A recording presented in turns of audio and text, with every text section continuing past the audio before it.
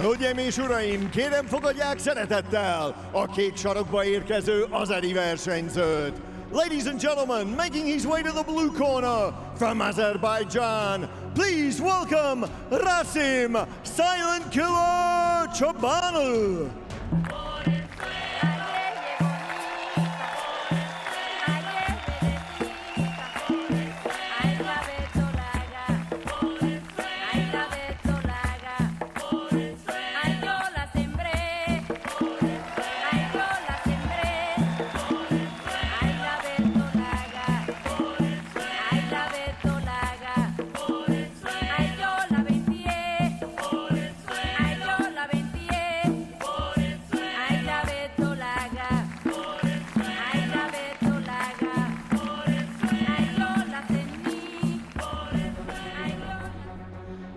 Már is jön a piros sarokba az ellenfele Romániából. And now his opponent making his way to the red corner from Romania, Bogdan Juratoni.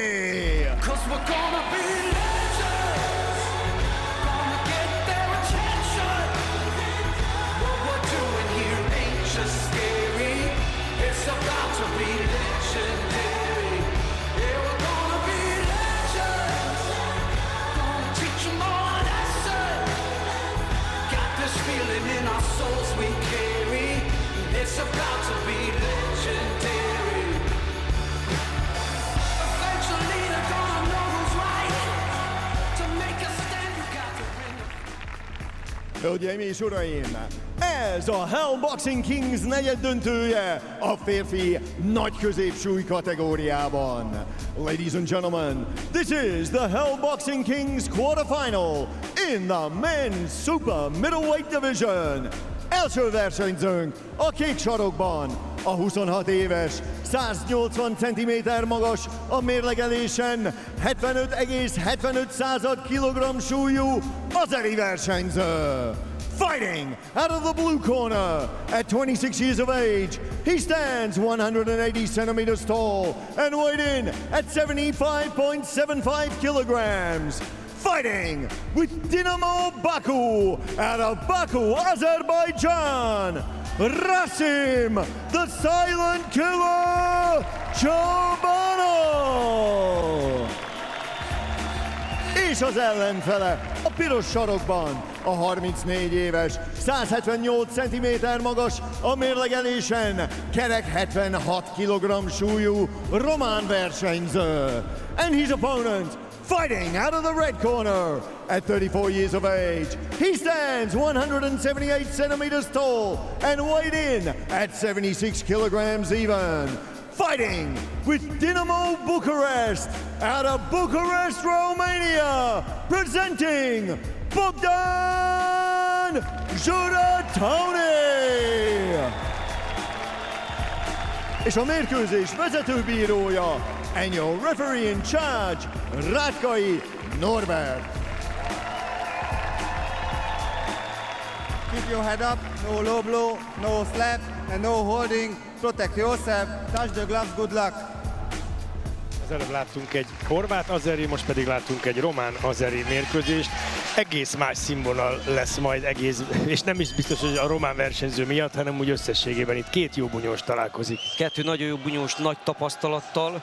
Az azeri versenyző, Rasim Chobanlı, 26 éves, míg Bogdan Juratoni, román versenyző, 34 éves, egy igazi, nagyon komoly, hát nem veterának azért nem mondanám, de egy nagyon érett bunyós. De viszonylag hosszút kihagyott most, és a Hell miatt tért vissza. Hell Boxing Kings egyébként nagy hívóerő volt, több nagyon kiváló, vagy korábbi kiváló kövivónak is, de a jelen is képviselheti. És nem érdemtelenül lett részese, mondhatni az élő show-nak, jutott be a legjobb 8 közé.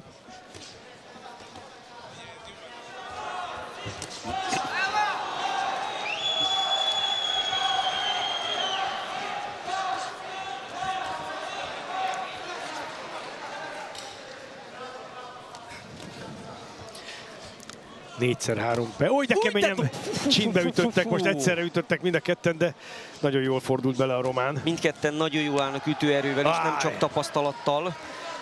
Amiről beszéltünk, az a tapasztalat azért most valóban a románnál jön elő. Juratoni nagyon szépen húzza meg ezeket a szűk horgokat.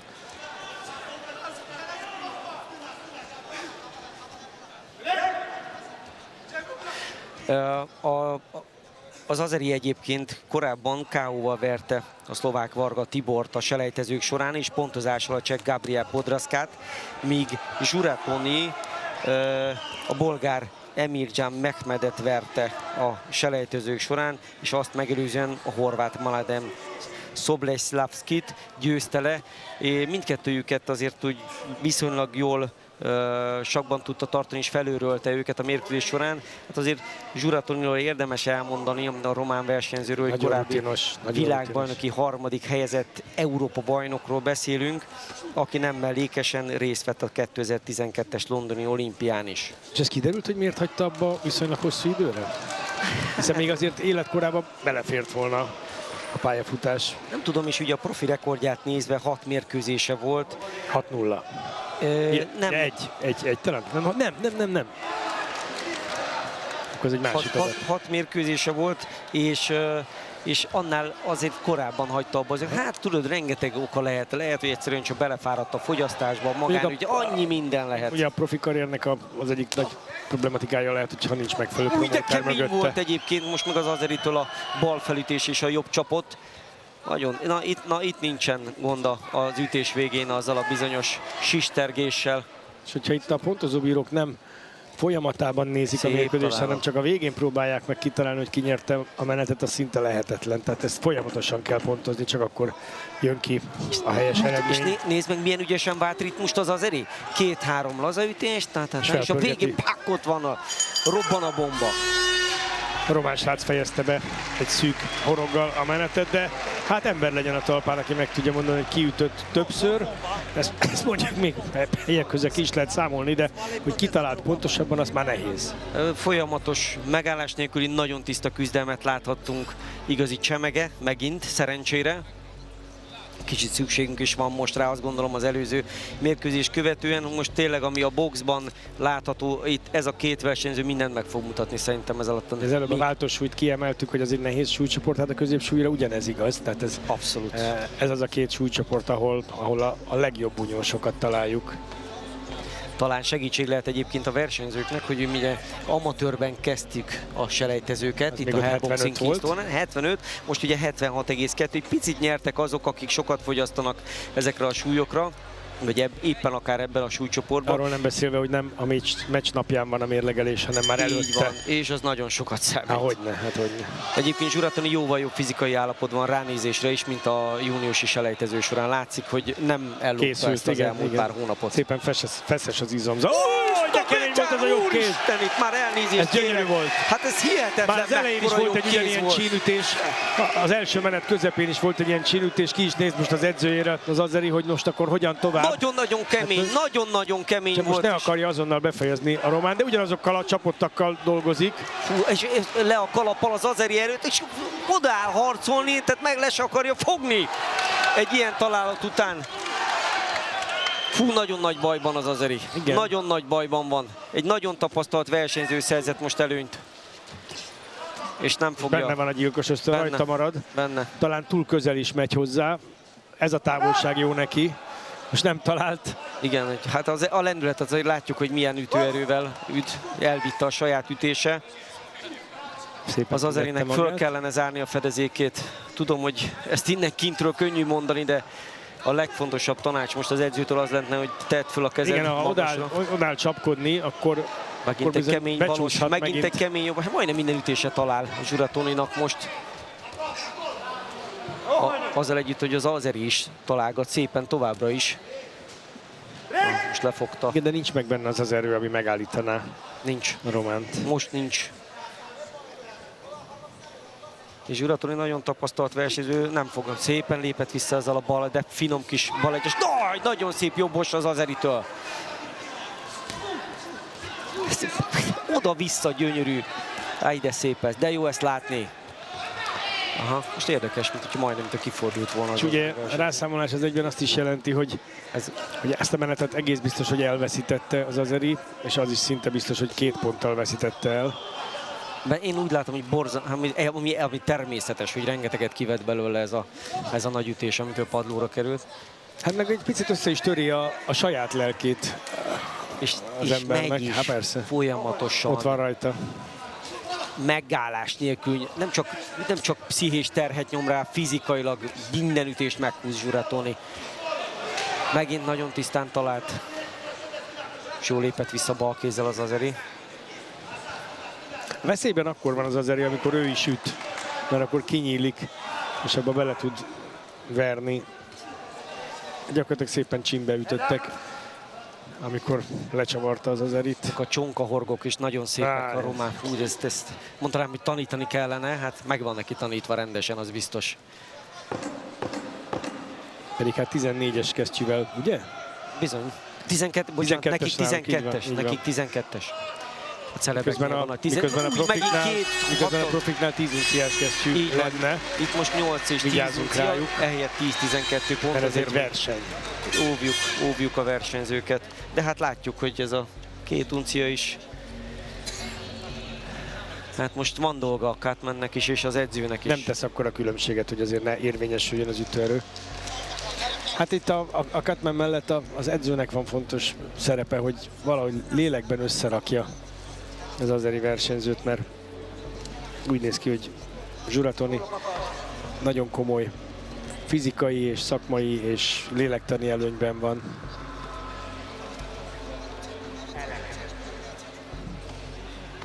Ennek ellenére nyugalom van itt az azeri sarokban közvetlenül előttünk. Igen, az edző szomszéd sarokban. Az edző is egy kiváló profi. Valahogy át kellene venni az irányítást, hogy az történjen a szorítóban, amit ő szeretne.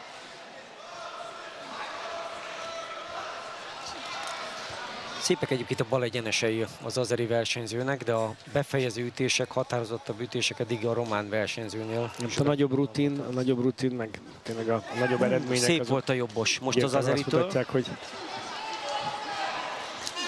nála van elrendezve a nagyobb tudás.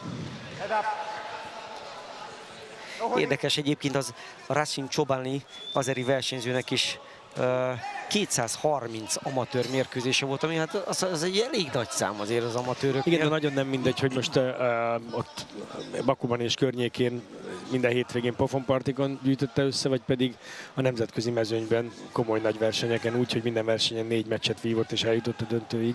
Hát ugye az előbbi számmal szemben Giurattoninak a nemzetközi mezőnyt is erősen megjárva, 300 mérkőzése van.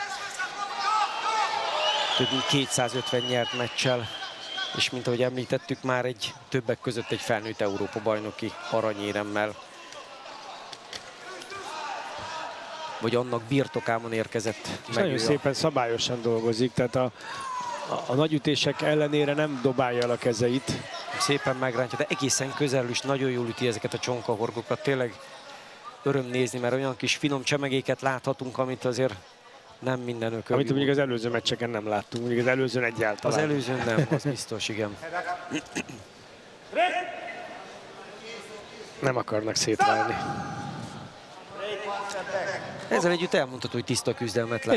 Igen. Tiszta, szabályos. Összességében elmondható itt a Airboxing Kingen, hogy akik már idáig eljutottak, azok már mind ezt a sportágat kívülről, belülről ismerik, és 2 jó bunyós általában a legkönnyebb meccset, bírói szempontból a legkönnyebb meccset varázsolja. Ennek volt fényes bizonyíték az előbb látott hölgy összecsapás, ahol 2 nem jó bunyós nagyon sok munkát adott a mérkőzés vezetőre.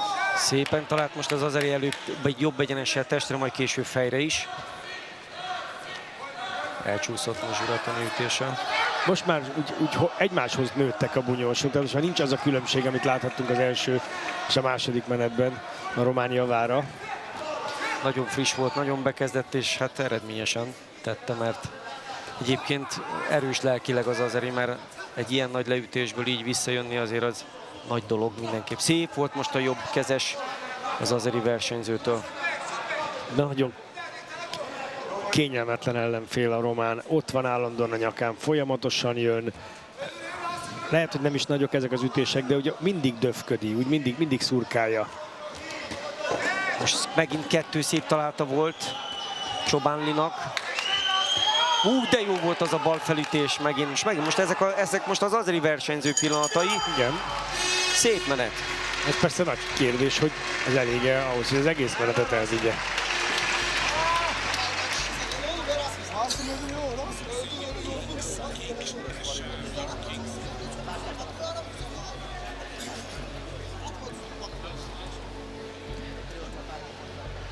Előbb, amikor leült Jura Toni a székre, a román versenyző a piros sarokba, látszott, hogy teljesen higgadt, teljesen tiszta tekintettel.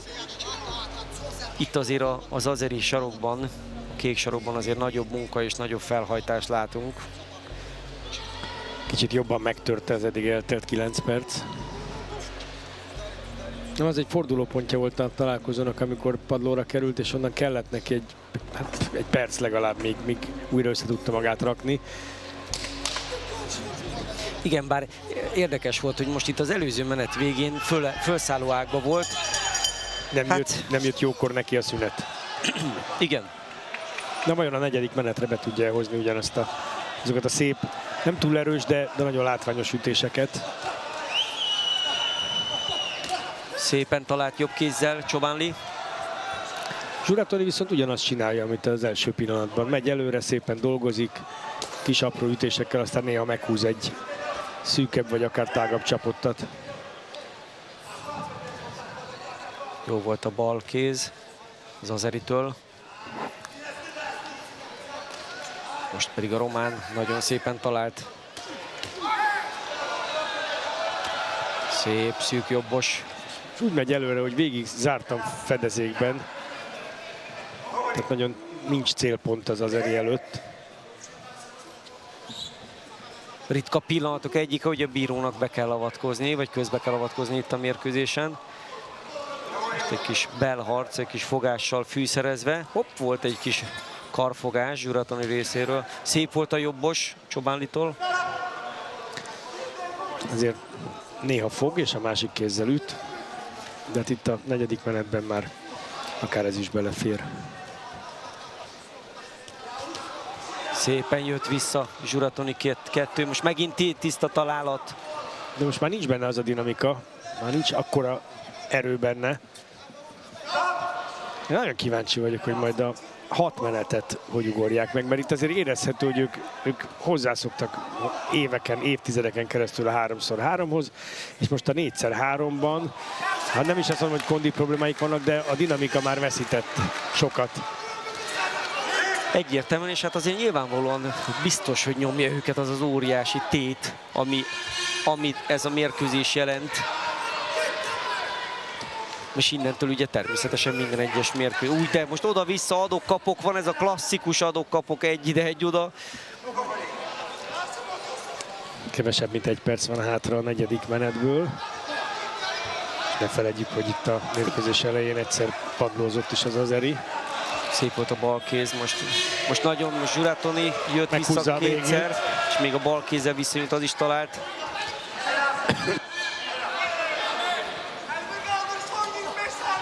Nagyon szépen védekezik Jura Toni, nekem tetszik ez a magas fedezék, de közben néz. Tehát nem az van, hogy az a fajta kettős fedezék, amikor elbújsz mögé, hanem csak az ütéseket kontrollálja vele, hogy aztán rögtön tudjon támadni.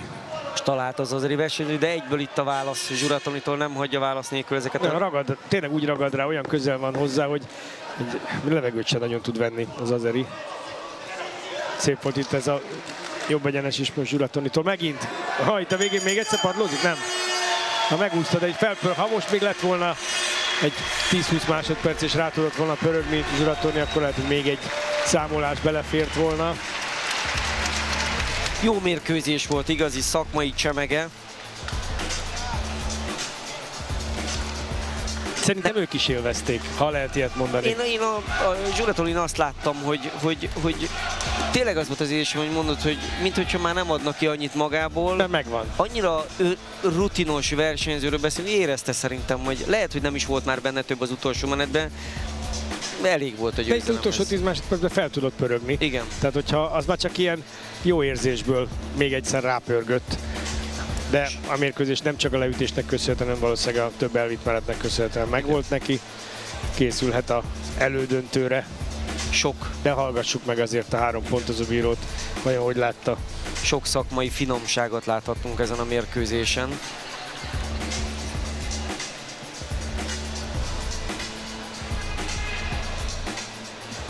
Az edzők boldognak látszódnak a román sarokban, szerintem érthetően. Azzal együtt, hogy kiváló harcos az azeri versenyző, aki egyébként a Néma gyilkos becenévre hallgat.